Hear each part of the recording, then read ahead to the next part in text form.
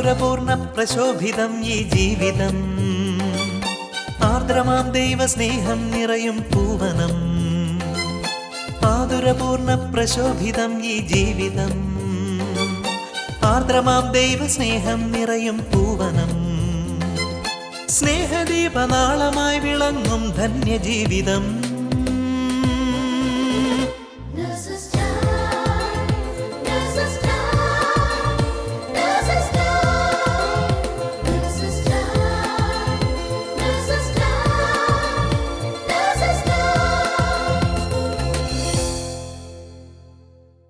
ഈശോ മിശിഹായ്ക്ക് സ്തുതിയായിരിക്കട്ടെ.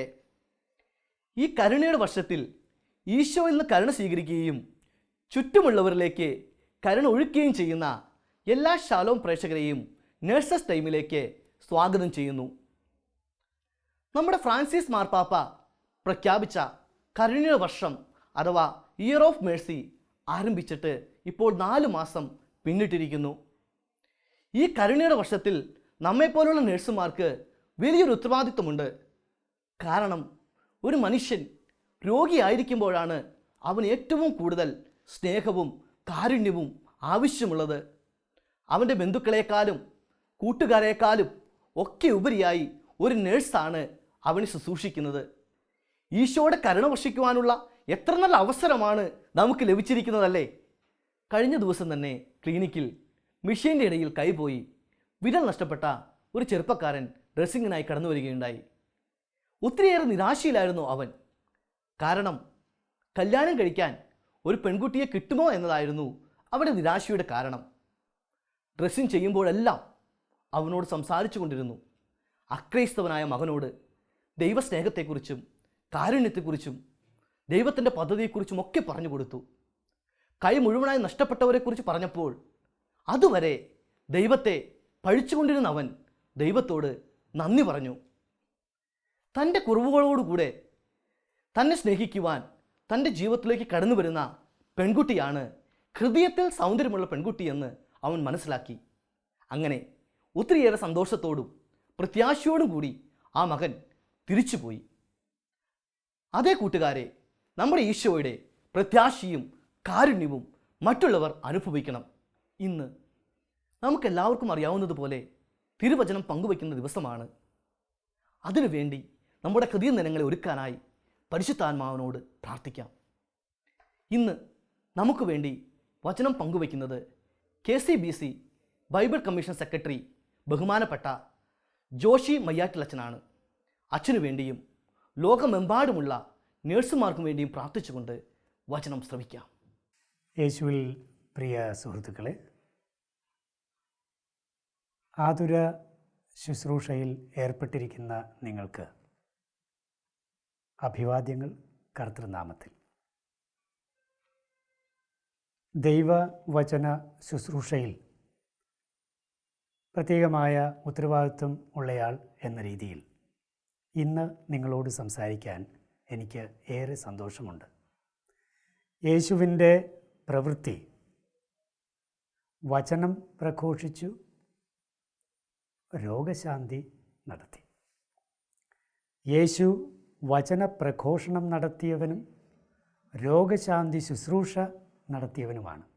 അതുകൊണ്ട് തന്നെ ഞാൻ വിശ്വസിക്കുന്നു, ബൈബിൾ കമ്മീഷൻ്റെ ഉത്തരവാദിത്വമുള്ള വ്യക്തി എന്ന നിലയിൽ ഞാനും ആതുര ശുശ്രൂഷ ചെയ്യുന്നവർ എന്ന നിലയിൽ നിങ്ങളും യേശുവിൻ്റെ 2 ഭാഗമുള്ള ഒരേ പ്രവൃത്തിയുടെ ഭാഗങ്ങളാണ് എന്ന്.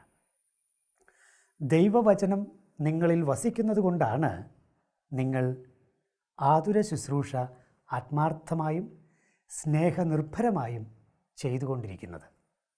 ദൈവത്തിൻ്റെ വചനം നിങ്ങളിൽ വസിക്കുന്നതിനാൽ നിങ്ങൾ രോഗശാന്തി നൽകുന്നവരാകുന്നു.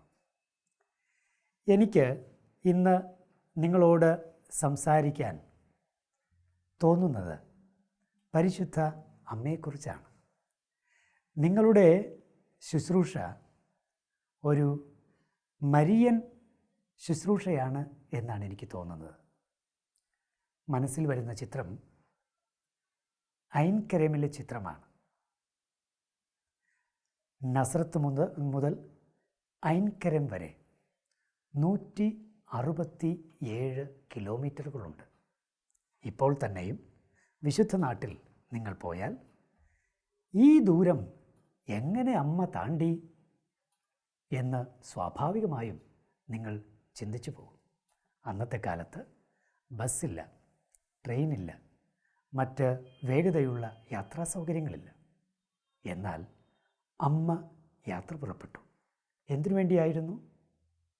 മാലാഖ പറഞ്ഞത്രേ, വൃദ്ധയായ എലിസബത്ത് അവൾ ഗർഭം ധരിച്ചിരിക്കുന്നു, അവൾക്ക് ഇപ്പോൾ 6-ാം മാസമാണ് എന്ന്.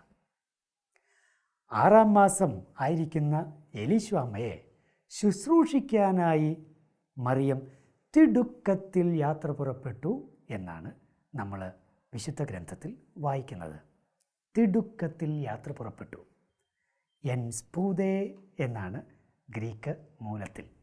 എൻ സ്പൂദേ, തിടുക്കത്തിൽ. അല്ല അമ്മേ, എത്ര തിടുക്കത്തിൽ പോയാലും താണ്ടേണ്ട ദൂരം താണ്ടാതിരിക്കാനാവുമോ? ഈ തിടുക്കം പ്രിയപ്പെട്ട സഹോദരങ്ങളെ, ഹൃദയത്തിൻ്റെ തിടുക്കമാണ്, സ്നേഹത്തിൻ്റെ തിടുക്കമാണ്, ശുശ്രൂഷ ചെയ്യാനുള്ള ആ വലിയ ത്വരയുടെ തിടുക്കമാണ്. നിങ്ങളുടെ ഹൃദയത്തിലും പരിശുദ്ധ അമ്മയിലുണ്ടായിരുന്ന ഈ തിടുക്കം ശക്തമായി ഉണ്ട് എന്ന് ഞാൻ വിശ്വസിക്കുകയാണ്. എലീശാമ്മയുടെ പക്കലേക്ക് പരിശുദ്ധ അമ്മ താണ്ടിയ 167 കിലോമീറ്റർ ദൂരം ഓരോ നഴ്സിൻ്റെയും സ്വന്തം ദൂരമാണ്. ഓരോ നഴ്സിൻ്റെയും സ്വന്തം ദൂരം 167 കിലോമീറ്റർ ദൂരം. നസ്രത്ത് മുതൽ ഐൻകരം വരെയുള്ള ദൂരം. പരിശുദ്ധ അമ്മ എലീശാമ്മയെ ശുശ്രൂഷിക്കാനായി ചെന്നപ്പോൾ നിങ്ങളെന്ത് വിചാരിക്കുന്നു? എന്തൊക്കെ ശുശ്രൂഷകൾ ചെയ്തിട്ടുണ്ടാവാം? സ്വാഭാവികമായും വീടൊക്കെ അടിച്ച് വൃത്തിയാക്കി ഇട്ടുണ്ടാവാം, വിറക് കീറിയിട്ടുണ്ടാവാം, കഞ്ഞിയും കറിയും വെച്ച് കൊടുത്തിട്ടുണ്ടാവാം, വസ്ത്രം അലക്കി കൊടുത്തിട്ടുണ്ടാവാം, ശുശ്രൂഷകൾ പലവിധം. പക്ഷേ വിശുദ്ധ ഗ്രന്ഥം സാക്ഷ്യപ്പെടുത്തുന്ന ശുശ്രൂഷ ഒന്ന് മാത്രം. 3 മാസം വരെ ശുശ്രൂഷ ചെയ്തു. ആ ശുശ്രൂഷകളുടെ എല്ലാം മുഖ്യ ശുശ്രൂഷ എന്ന് വിളിക്കാവുന്ന ഒരേ ഒരു കാര്യമാണ് വിശുദ്ധ ഗ്രന്ഥം രേഖപ്പെടുത്തിയിരിക്കുന്നത്. അത് ചെന്നപാടെ സംഭവിക്കുകയും ചെയ്തു. ഷലോം ലാഖ് എലിഷേവ, എലിസബത്തെ നിനക്ക് സമാധാനം. ഒരുപക്ഷെ ഇതായിരിക്കാം അന്നമ്മ പറഞ്ഞത്. അഭിവാദനം ചെയ്തു എന്നാണ് വിശുദ്ധ ഗ്രന്ഥം പറയുന്നത്. അഭിവാദനം ചെയ്തു. എലീശാമ്മയെ ശുശ്രൂഷിക്കാനായി കടന്നു ചെന്ന മറിയം ഒരഭിവാദനം കൊണ്ട് ചെയ്ത ശുശ്രൂഷ, ആ ശുശ്രൂഷയാണ് വിശുദ്ധ ഗ്രന്ഥം രേഖപ്പെടുത്തിയിരിക്കുന്നത്. അത് ആത്മാവിൻ്റെ ശുശ്രൂഷയാണ്. ശാരീരികമായ ശുശ്രൂഷ ആവശ്യമുള്ളവളുടെ അടുത്തേക്ക് മറിയം ചെന്നപ്പോൾ അവിടെ അത് തീർച്ചയായും സംഭവിച്ചു. എന്നാൽ അതിനുമപ്പുറം ആത്മാവിൻ്റെ ശുശ്രൂഷയും സംഭവിച്ചു. ഒരഭിവാദനം കൊണ്ട് എലീശാമ്മയുടെ ഉദരത്തിലെ ശിശു കുതിച്ചു ചാടി എന്നാണ്. ആത്മാവിനാൽ പൂരിതനായി എന്നു തന്നെ അർത്ഥം. പ്രിയപ്പെട്ടവരെ, ഓർക്കണം, ഇതൊരു പ്രവചനത്തിൻ്റെ പൂർത്തീകരണമാണ്. വിശുദ്ധ ലൂക്കായുടെ സുവിശേഷം 1-ാം അധ്യായത്തിൽ 15-ാം വാക്യത്തിൽ മാലാഖ സഖറിയായോട് പറഞ്ഞിരുന്നു, അവൻ അമ്മയുടെ ഉദരത്തിൽ വച്ചു തന്നെ പരിശുദ്ധാത്മാവിനാൽ പൂരിതനാകും. സ്നാപക യോഹന്നാനെക്കുറിച്ചുള്ള പ്രവചനമാണത്. അമ്മയുടെ ഉദരത്തിൽ വെച്ച് പരിശുദ്ധാത്മാവിനാൽ പൂരിതനാകുന്ന ആ കുഞ്ഞിനെക്കുറിച്ചുള്ള പ്രവചനം പൂർത്തിയായത് എപ്പോഴാ? നേഴ്സായ മറിയം കടന്നു വന്നപ്പോൾ, ശുശ്രൂഷയ്ക്കായി മറിയം കടന്നു വന്നപ്പോൾ അവിടെ വലിയ ആത്മാഭിഷേകമുണ്ടായി. കുഞ്ഞ് ആത്മാവിനാൽ നിറഞ്ഞ് സന്തോഷത്താൽ കുതിച്ചു ചാടി. ഇനി കുഞ്ഞു മാത്രമല്ല, എലീശാമ്മയും ആത്മാവ് നിറഞ്ഞവളായി ഉദ്ഘോഷിച്ചു, എൻ്റെ അമ്മ, കർത്താവിൻ്റെ അമ്മ എൻ്റെ അടുത്ത് വരാനുള്ള ഭാഗ്യം എനിക്കെവിടെ നിന്ന്? പ്രിയപ്പെട്ടവരെ, ആതുര ശുശ്രൂഷയുടെ ഏറ്റവും വലിയ ലക്ഷ്യത്തെയാണ് വിശുദ്ധ ഗ്രന്ഥം ഇതിലൂടെ നമ്മുടെ മുന്നിലേക്ക് വച്ചു തരുന്നത്. ആതുര ശുശ്രൂഷ അത് നിങ്ങളുടെ കരങ്ങളിലേക്ക് ദൈവം ഭരമേൽപ്പിച്ചിരിക്കുന്നത് എന്തുദ്ദേശത്തോടു കൂടെയാണെന്ന് തിരുവചനം സാക്ഷ്യപ്പെടുത്തുകയാണ് പരിശുദ്ധ അമ്മയുടെ മാതൃകയിലൂടെ. നിങ്ങൾ സഹായിക്കാനായി ചെല്ലുന്നു, ശരിയാണ്. നിങ്ങൾ രോഗിയെ ശുശ്രൂഷിക്കാനായി ചെല്ലുന്നു, ശരിയാണ്. നിങ്ങൾ പ്രസവമെടുക്കാനായി ചെല്ലുന്നു, ശരിയാണ്. നിങ്ങൾ ഓപ്പറേഷൻ തിയേറ്ററിലേക്ക് കടന്നു ചെല്ലുന്നു, അതും ശരിയാണ്. നിങ്ങൾ ഇഞ്ചക്ഷൻ നൽകാനായി നിൽക്കുന്നു, ശരി തന്നെ. നിങ്ങൾ പ്രഷർ അളക്കുന്നു, ശരി തന്നെ. നിങ്ങൾ ലാബിലാണ്, ശരി തന്നെ. പക്ഷേ ഈ ശുശ്രൂഷകളെല്ലാം നിങ്ങളെ പരിശുദ്ധാത്മാവിൻ്റെ അഭിഷേക ശുശ്രൂഷ ചെയ്യാനായിട്ടുള്ള ദൈവത്തിൻ്റെ വലിയ പദ്ധതി, ആ പദ്ധതിയിലേക്കാണ് ക്ഷണിക്കുന്നത്. ആതുര ശുശ്രൂഷ ശരീരത്തിനുള്ള ശുശ്രൂഷ മാത്രമല്ല, മനസ്സിനും ആത്മാവിനുമുള്ള ശുശ്രൂഷ കൂടിയാണ്. ആതുര ശുശ്രൂഷ ശരീരത്തിനുള്ള ശുശ്രൂഷ മാത്രമല്ല, മനസ്സിനും ആത്മാവിനും കൂടിയുള്ള ശുശ്രൂഷയാണ്. പ്രിയ സഹോദരങ്ങളെ, നിങ്ങളിത് അതിസുന്ദരമായി ചെയ്തുകൊണ്ടിരിക്കുന്നു എന്ന് എനിക്കറിയാം. സഭയുടെ ചരിത്രത്തിൽ നോക്കിയാൽ ശുശ്രൂഷകരിലൂടെ വലിയ ആത്മാഭിഷേകം സിദ്ധിച്ചവരായി രോഗികൾ മാറിയ അനുഭവങ്ങളേറെയുണ്ട്. ഇഗ്നേഷ്യസ് ലയോള ലോകം മുഴുവൻ വെട്ടിപ്പിടിക്കാനായി ആഗ്രഹിച്ച് സൈന്യത്തിൽ വലിയ സ്ഥാനം നേടി എല്ലാ യുദ്ധത്തിലും പോകാൻ വളരെ തിടുക്കമുണ്ടായിരുന്ന യുവാവ് യുദ്ധത്തിൽ മുറിവേറ്റു. ഒടുവിൽ ആശുപത്രിയിൽ കഴിയേണ്ടി വന്നു. ബോറടിക്കുന്നു. നഴ്സ്, വ്യക്തമായി രോഗിയുടെ മനസ്സറിയാവുന്നൊരു നഴ്സ് കൊണ്ടുപോയി കൊടുത്തു വായിക്കാൻ വിശുദ്ധരുടെ ജീവചരിത്രം. പ്രിയപ്പെട്ടവരെ, ഒരുപക്ഷെ ആ അവസ്ഥയിലായിരുന്നില്ല എങ്കിൽ അദ്ദേഹം അത് വായിക്കാൻ തയ്യാറാകുമായിരുന്നില്ല. മുറിവേറ്റ ഇഗ്നേഷ്യസ് ലയോളയെ ശുശ്രൂഷിക്കാനായി നിയോഗിക്കപ്പെട്ട ആ നഴ്സ് നൽകിയ വലിയ ആ ഒരു ഗ്രന്ഥം, വിശുദ്ധരുടെ ജീവചരിത്രം, അതാണ് അദ്ദേഹത്തെ ആത്മീയ നിറവുള്ളവനാക്കി മാറ്റുകയും വിശുദ്ധ ഇഗ്നേഷ്യസ് ലയോളയാക്കി തീർക്കുകയും സഭയെ ചരിത്രത്തിൽ കാര്യമായി നയിച്ച, പ്രത്യേകിച്ച് ബൗദ്ധിക മണ്ഡലത്തെ കാര്യമായി സ്വാധീനിച്ച ഒരു സന്യാസ സഭയ്ക്ക്, ഈശോ സഭയ്ക്ക്, ജസ്യൂട്ട് സഭയ്ക്ക് രൂപം നൽകാൻ ഇടയാക്കുകയും ചെയ്തത്. അപ്പോൾ ഞാൻ പറയും, ഇഗ്നേഷ്യസ് ലയോള തന്നെ ശരിയാണ്, ഈശോ സഭയുടെ സ്ഥാപകൻ ഇഗ്നേഷ്യസ് ലയോള തന്നെ. പക്ഷേ അദ്ദേഹത്തിനും പിന്നിൽ ഒരു നഴ്സുണ്ട്. പ്രിയപ്പെട്ടവരെ, ഇന്ന് സഭയെ നയിക്കുന്ന നമ്മുടെ പാപ്പ ഫ്രാൻസിസ് പാപ്പ, ആ പാപ്പയ്ക്കു പിന്നിൽ ഒരു നഴ്സുണ്ട്. ഈശോ സഭ വൈദികനായിരുന്ന അദ്ദേഹം, ഈശോ സഭാംഗമായ അദ്ദേഹം ഇന്ന് സഭയെ നയിക്കുന്നു എങ്കിൽ അതിനു പിന്നിൽ ഇഗ്നേഷ്യസ് ലയോളയെ ആത്മീയ നിറവിലേക്ക് നയിച്ച ആ നഴ്സ് തീർച്ചയായുമുണ്ട്. നഴ്സ് ശരീരത്തിന് ശുശ്രൂഷ ചെയ്യുന്നു, ശരി തന്നെ. എന്നാൽ മനസ്സിനും ആത്മാവിനും കൂടുതൽ ശുശ്രൂഷ ചെയ്യാൻ നഴ്സിന് സാധ്യതകളുണ്ട്. പ്രിയപ്പെട്ട നഴ്സസ് മിനിസ്ട്രി അംഗങ്ങളെ, നിങ്ങളോട് പ്രത്യേകമാം വിധത്തിൽ കേരള സഭയുടെ നാമത്തിൽ നന്ദി പറയാൻ ഞാൻ ആഗ്രഹിക്കുകയാണ്. പ്രത്യേകിച്ച് കേരള സഭയിൽ KCBC ബൈബിൾ കമ്മീഷനോട് കൈകോർത്തുകൊണ്ട്, കേരള കാത്തലിക് ബൈബിൾ സൊസൈറ്റിയോട് കരം കോർത്തുകൊണ്ട്, കേരളത്തിലെ അന്ധരായ, ബധിരരും മൂകരുമായ നമ്മുടെ സഹോദരങ്ങൾക്ക് ബൈബിൾ സംലഭ്യമാക്കുന്ന ആ വലിയ ഒരു സംരംഭത്തിന് നിങ്ങൾ മുന്നോട്ട് വന്നു. സാമ്പത്തികമായി പിന്തുണയ്ക്കാൻ നിങ്ങൾ മുന്നോട്ട് വന്നു.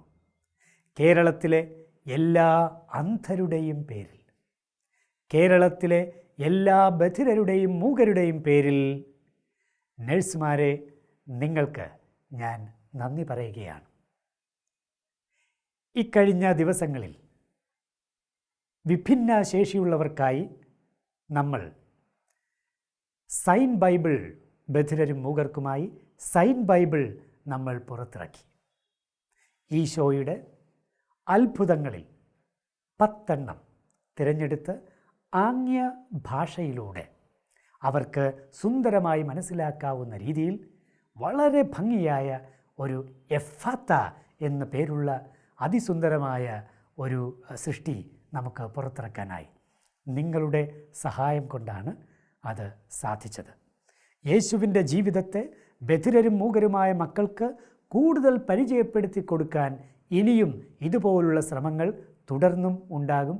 അതിലേക്ക് നിങ്ങൾ സഹായിക്കാൻ സന്നദ്ധനായിരിക്കുന്നവർ ഓർത്തുകൊണ്ട് ഞാൻ ഇപ്പോഴേ നിങ്ങൾക്ക് നന്ദി പറയുകയാണ്. അതുപോലെ തന്നെ അന്ധരായ നമ്മുടെ സഹോദരങ്ങൾക്ക് വേണ്ടി നമ്മൾ ബൈബിൾ ഇഷ്ടമുള്ളതുപോലെ മറിച്ച് ഇഷ്ടമുള്ള പുസ്തകം തിരഞ്ഞെടുത്ത് ഇഷ്ടമുള്ള അധ്യായമെടുത്ത് വാക്യമെടുത്ത് വായിക്കാൻ നമുക്ക് സാധിക്കുന്നത് പോലെ കാഴ്ചശക്തിയില്ലാത്ത സഹോദരങ്ങൾക്കും സാധിക്കണം. അതിന് എങ്ങനെ സാധിക്കുമെന്ന് കേരള കാത്തലിക് ബൈബിൾ സൊസൈറ്റി ചിന്തിച്ചതിൻ്റെ ഫലമായി ആക്സസിബിൾ ബൈബിൾ പുറത്തിറക്കാൻ തീരുമാനിച്ചപ്പോൾ, അതായത് ഡെയ്സി പ്ലാറ്റ്ഫോമിൽ ബൈബിൾ സൊസൈറ്റി പുറത്തിറക്കിയിട്ടുള്ള ഓഡിയോ ബൈബിൾ, ശ്രവ്യ ബൈബിൾ, അതിലെ പുതിയ നിയമത്തിലെ അതിലെ വാക്യങ്ങൾ ഓരോന്നായി എടുത്ത് ആ ക്ലിപ്പിങ്സ് എടുത്ത് ഡെയ്സി പ്ലാറ്റ്ഫോമിലിട്ട് ആർക്കും അവരുടെ കമ്പ്യൂട്ടറിലോ അവരുടെ ആൻഡ്രോയിഡ് ഫോണിലോ കേൾക്കാവുന്ന രീതിയിൽ കേട്ട് ഇഷ്ടമുള്ളിടത്തേക്ക് ബൈബിളിലൂടെ സഞ്ചരിക്കാൻ അന്ധർക്കു സാധിക്കുന്ന രീതിയിൽ അതിസുന്ദരമായി ആക്സസിബിൾ ബൈബിൾ പുറത്തിറക്കാനും നമുക്ക് സാധിച്ചു. അത് നിങ്ങളുടെ സഹായം കൊണ്ട് തന്നെയാണ് സാധിച്ചത്. അതുകൊണ്ട് നഴ്സുമാരെ ഞാൻ നിങ്ങൾക്ക് നന്ദി പറയുന്നു. നേരത്തെ ഞാൻ ചരിത്രത്തിൽ സംഭവിച്ച നഴ്സിലൂടെ സംഭവിച്ചൊരു ആത്മീയ ശുശ്രൂഷയെക്കുറിച്ച് പറഞ്ഞെങ്കിൽ ഇപ്പോൾ ഞാൻ പറഞ്ഞത് ഇന്ന് നിങ്ങളിലൂടെ നഴ്സുമാരിലൂടെ നടക്കുന്ന വലിയ ഒരാത്മീയ ശുശ്രൂഷയെക്കുറിച്ചാണ്. പ്രിയപ്പെട്ട സുഹൃത്തുക്കളെ, നിങ്ങളുടെ ഈ ചൈതന്യം കെടാതെ കാത്തു സൂക്ഷിക്കുക. തീർച്ചയായും ആത്മനിറവിൻ്റെ ആത്മാഭിഷേകത്തിൻ്റെ വലിയ കരമായിട്ട് നിങ്ങളെ ദൈവം പദ്ധതിയിട്ടിരിക്കുകയാണ്, ലക്ഷ്യമിട്ടിരിക്കുകയാണ്. നിങ്ങളിപ്പോൾ ചെയ്തുകൊണ്ടിരിക്കുന്ന ആത്മീയ ശുശ്രൂഷകൾ തുടർന്നു കൊണ്ടുപോവുക. നിങ്ങൾ നടത്തുന്ന ധ്യാനങ്ങളെക്കുറിച്ച് ഞങ്ങൾ അവബോധമുള്ളവരാണ്. നിങ്ങളുടെ ന്യൂസ് ലെറ്ററിനെക്കുറിച്ച് ഞങ്ങൾക്കറിയാം. നിങ്ങളുടെ പ്രാർത്ഥനാ കൂട്ടായ്മകളെക്കുറിച്ച് ഞങ്ങൾ അഭിമാനം കൊള്ളുന്നു. നിങ്ങൾ ചെയ്തുകൊണ്ടിരിക്കുന്ന വിവിധങ്ങളായ സഭാ ശുശ്രൂഷകളെ ഓർത്ത് കേരള സഭ അഭിമാനം കൊള്ളുന്നു. പ്രിയപ്പെട്ട നഴ്സുമാരെ, നിങ്ങൾ ചെയ്തുകൊണ്ടിരിക്കുന്ന ഈ ശുശ്രൂഷകൾ ഇനിയും തുടർന്നു കൊണ്ടുപോവുക. നിങ്ങൾക്കു വേണ്ടി കേരള സഭ പ്രാർത്ഥിക്കുന്നു. നിങ്ങൾക്കു വേണ്ടി വിഭിന്ന ശേഷിയുള്ള മക്കൾ പ്രാർത്ഥിക്കുന്നു. നിങ്ങൾക്കു വേണ്ടി ഇതാ KCBC ബൈബിൾ കമ്മീഷൻ്റെ ഓഫീസിലും കേരള കാത്തലിക് ബൈബിൾ സൊസൈറ്റിയുടെ ഓഫീസിലും പ്രാർത്ഥനകൾ ഉയരുന്നുണ്ട്. ധൈര്യമായി മുന്നോട്ട് നീങ്ങുക. ഒപ്പം ഞാൻ നിങ്ങളോട് പറഞ്ഞുകൊള്ളട്ടെ, പരിശുദ്ധമ്മയുടെ ശുശ്രൂഷ, ആ ശുശ്രൂഷയിൽ ഓരോ ദിനവും ആഴപ്പെടാൻ നിങ്ങൾക്ക് സാധിക്കട്ടെ. നിങ്ങൾ ഈ ചെയ്യുന്നത്, പ്രിയപ്പെട്ട സഹോദരന്മാരെ, സഹോദരിമാരെ, വലിയൊരു പ്രേക്ഷിത പ്രവർത്തനം കൂടിയാണ്. വലിയൊരു പ്രേക്ഷിത പ്രവർത്തനം കൂടിയാണ്. ശാരീരികമായി മുറിവേറ്റവർ, ശാരീരികമായി രോഗങ്ങൾ അനുഭവിക്കുന്നവർ, മാനസികമായി തകർന്നവർ ആ നിമിഷത്തിൽ ഒരാശ്വാസം കൊതിക്കുന്നവരാണ്. കൊടുക്കൂ ആശ്വാസം, ഈശോയെ കൊടുക്കൂ. അധ്വാനിക്കുന്നവരും ഭാരം വഹിക്കുന്നവരുമായ നിങ്ങളെല്ലാവരും എൻ്റെ അടുക്കൽ വരുവിൻ, ഞാൻ നിങ്ങൾക്ക് വിശ്രമം നൽകാം എന്ന യേശുവിൻ്റെ ആ തിരുവചനം നിങ്ങളിലൂടെ പൂർത്തിയാവട്ടെ.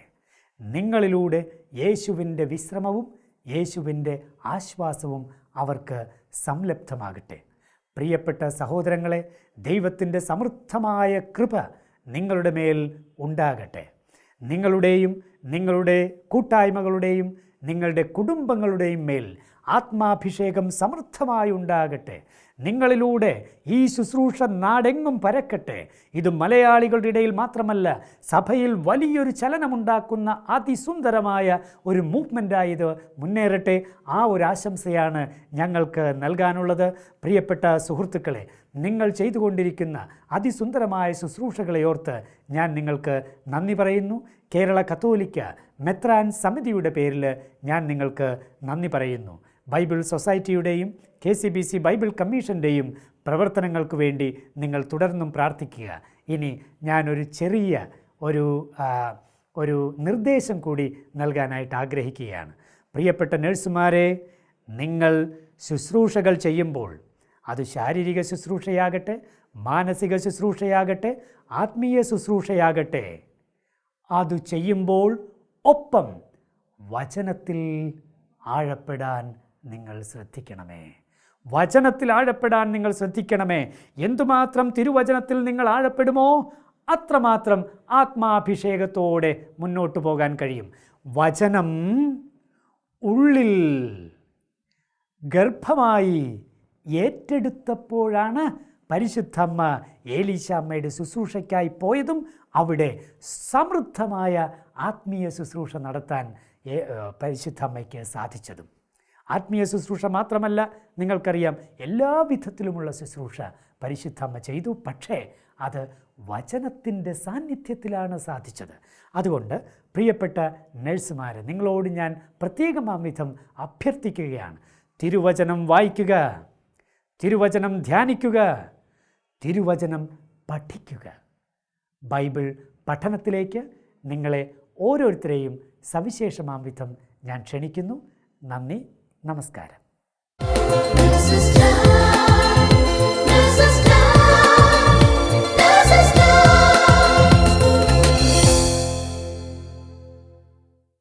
അന്ധരിലേക്കും ബധിരരിലേക്കും ഈശോയുടെ കാരുണ്യവും സ്നേഹവും ഒഴുക്കാൻ നേഴ്സസ് മിനിസ്ട്രിയെ തിരഞ്ഞെടുത്തതിനോർത്ത് ഈശോയ്ക്ക് നന്ദി പറയാം.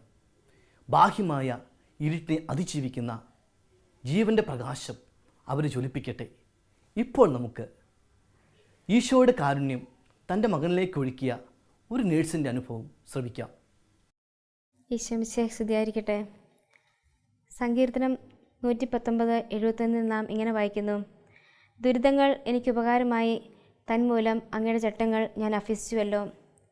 വചനം മാംസമായി ധരിക്കുവാൻ എൻ്റെ ജീവിതത്തിൽ ഇടവരുത്തിയ കാര്യം നിങ്ങളുമായിട്ട് പങ്കുവയ്ക്കാൻ ഞാൻ ആഗ്രഹിക്കുന്നു. എൻ്റെ പേര് ഷീബ. ഞാൻ ഖത്തറിലെ ഒരു ഹോസ്പിറ്റലിൽ 10 വർഷമായി നേഴ്സായി ജോലി നോക്കുന്നു. ഇവിടെ വന്ന് 2 വർഷത്തിന് ശേഷം എൻ്റെ വിവാഹം കഴിഞ്ഞു.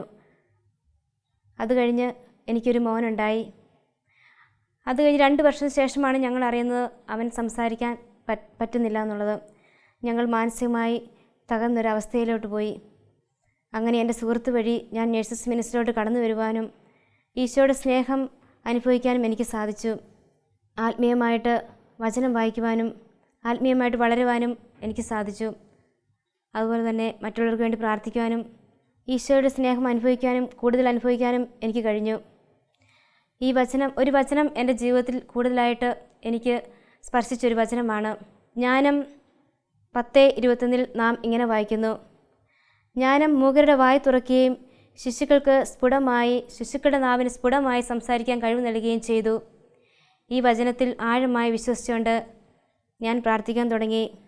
അത്ഭുതമെന്ന് പറയട്ടെ, 3 മാസത്തിനുള്ളിൽ തന്നെ എൻ്റെ മകൻ സംസാരിക്കാനും വായിക്കുവാനും എഴുതുവാനും തുടങ്ങി. ഈശോയുടെ വചനത്തിൻ്റെ ശക്തി ഞങ്ങൾ അനുഭവിച്ചൊരു നിമിഷങ്ങളായിരുന്നു അത്. നേഴ്സസ് മിനിസ്ട്രിയിലൂടെ ദൈവത്തിൻ്റെ സ്നേഹം കൂടുതൽ അനുഭവിക്കണമെന്ന് ഞാൻ ആഗ്രഹിക്കുകയാണ്. അതുപോലെ തന്നെ ഈശോയ്ക്ക് സാക്ഷിയായി മാറാനും ഞാൻ പ്രാർത്ഥിക്കുന്നു. ലോകമെമ്പാടുമുള്ള എല്ലാ നേഴ്സുമാരും അവരുടെ ജീവിത പ്രശ്നങ്ങളിൽ വചനത്തിൻ്റെ ശക്തി എന്താണെന്ന് മനസ്സിലാക്കാൻ ഞാൻ ആഗ്രഹിക്കുന്നു. എൻ്റെ മകൻ ജോഷൻ ഈശോയ്ക്ക് സാക്ഷിയായി തീരുവാൻ ഞാൻ പ്രാർത്ഥിക്കുന്നു. അതിനുശേഷം എനിക്ക് 2 കുഞ്ഞുങ്ങളെയും ഒരു കുഴപ്പമില്ലാതെ ദൈവം ദാനമായി തന്നു. എന്നെയും എൻ്റെ കുടുംബത്തെയും നിങ്ങളുടെ പ്രാർത്ഥനയിൽ ഓർക്കണമേ എന്ന് ഞാൻ അപേക്ഷിക്കുന്നു. Praise the Lord.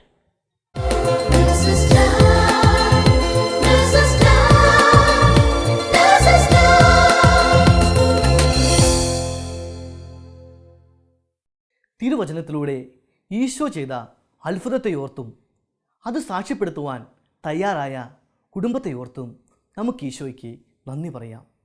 ഇങ്ങനെ അംഗവൈകല്യങ്ങളോടും കുറവുകളോടും കൂടിയുള്ള എത്രയോ അധികം പേരാണ് നമ്മുടെ അടുത്ത് വരുന്നതല്ലേ.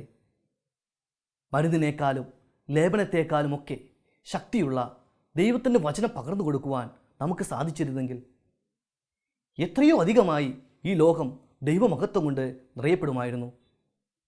നമുക്ക് പ്രാർത്ഥിക്കാം. നേഴ്സസ് രോഗശാന്തി വരം കൊണ്ട് നിറയപ്പെടട്ടെ. ലോകമെമ്പാടുമുള്ള എല്ലാ നേഴ്സുമാരെയും അവരുടെ കുടുംബങ്ങളെയും, പ്രത്യേകിച്ച് നമുക്ക് വേണ്ടി വചനം പങ്കുവച്ച ജോഷി അച്ഛനെയും പരിശുദ്ധ അമ്മയുടെ വിമല ഹൃദയം വഴി ഈശോയ്ക്ക് സമർപ്പിച്ചുകൊണ്ട് നമുക്ക് പ്രാർത്ഥിക്കാം. ഓരോ നേഴ്സും ഒരു വിശുദ്ധനാകട്ടെ, വിശുദ്ധയാകട്ടെ.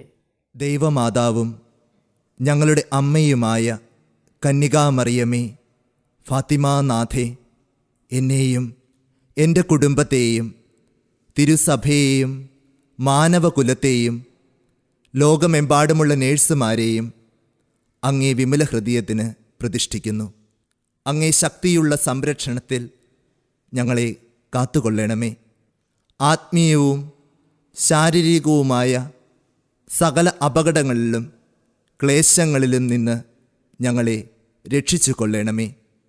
എല്ലാറ്റിലും ദൈവേഷ്ടം കണ്ടെത്തി നിറവേറ്റുവാനും യേശുവിൻ്റെ തിരുഹൃദയത്തിന് പ്രീതികരമായ വിധത്തിൽ ജീവിച്ച് സ്വർഗഭാഗ്യത്തിൽ എത്തിച്ചേരുവാനും കാരുണ്യനാഥേ, ഞങ്ങളുടെ സ്നേഹമുള്ള അമ്മേ, ഞങ്ങളെ സഹായിക്കണമേ. ആമേൻ.